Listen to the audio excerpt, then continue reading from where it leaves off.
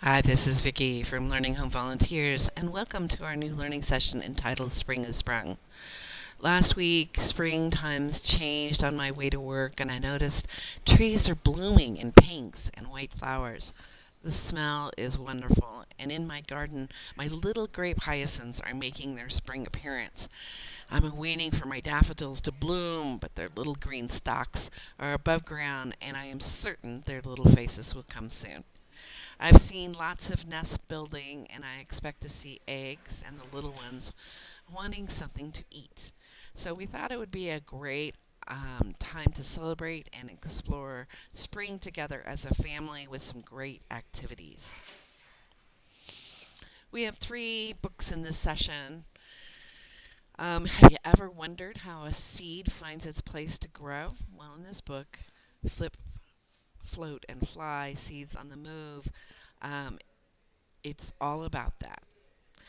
Our next book is about a little boy who is taken by a girl who only has eyes for birds. To catch her attention, he decides to become a bird. And our next book, Feathers for Lunch, is about Lewis's Elkhardt's cat who really wants to catch a bird.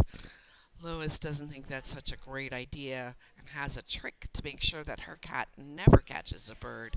A noisy early warning for the birds, a bell on the cat's collar. Amazing. This is activity number one. We're actually going to grow grass. Seeds are the main ways that plants grow, and we've decided to try and grow seeds one at a time. We are going seed, and in your box you're going to find some water beads and a few grass seeds and a clear plastic cup. First, you want to put your water beads in the cup and then add water. This water will be absorbed by the water beads in a couple hours. Once the water is absorbed, add the seeds along the sides of the cup. The grass seeds should come up in just a couple of days, and once the grass sprouts, it will continue to grow just as long as you water it. Want more grass later? Add more seeds. If you have run out of seeds, ask us whether your family coordinator would be happy to bring you some more. This is activity number two. Watering plants in order to grow need three things: something to grow in, dirt, water, and sunlight. And in your box, we have provided a tiny little watering can for your child and some other water tools, a syringe and a pipette. One of the many things that your child is going to have to master is how to pour. And I like to do all of these pouring activities in a casserole pan like this one. Learning to pour is a skill that children acquire sometime between the ages of 2 and 6. And you can start that process by having them pour dry materials first, like beans or rice, from one container to another. But if you do a little preparation, learning how to pour liquids is an easy skill to acquire. First, we want to put the container you're going to pour into and make sure it can hold all of the liquid that you're going to use and more. It should be flat and have a side. And then I normally place a towel or even a sponge nearby. I have used plastic tubs, square baking dishes, even plastic trays. All you really want is a non breakable container to put the liquid in. It could be a plastic cup, a watering can, a pitcher, a sippy cup. All that's important is that the child can hold it easily. I like to work on cleanup skills at the same time, so having a sponge on handy allows them to be able to try actually doing that.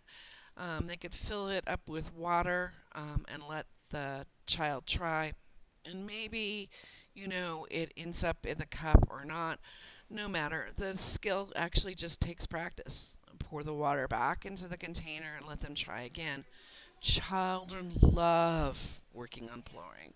And once they can control the pour and get it in the container, you can add more skills by having them pour only to a line like we're seeing here in our last slide. We've also provided a syringe. Getting the water into the syringe is different than, pouring it from one side to another. You hold on to the syringe at the bottom and pull the plunger back while the hub, which is the top of the syringe, is actually underwater. To put the water that's in the syringe into the cup, you just push down on the plunger. The hub should be obviously pointed down into the cup, not up in the air, and it should go just right in.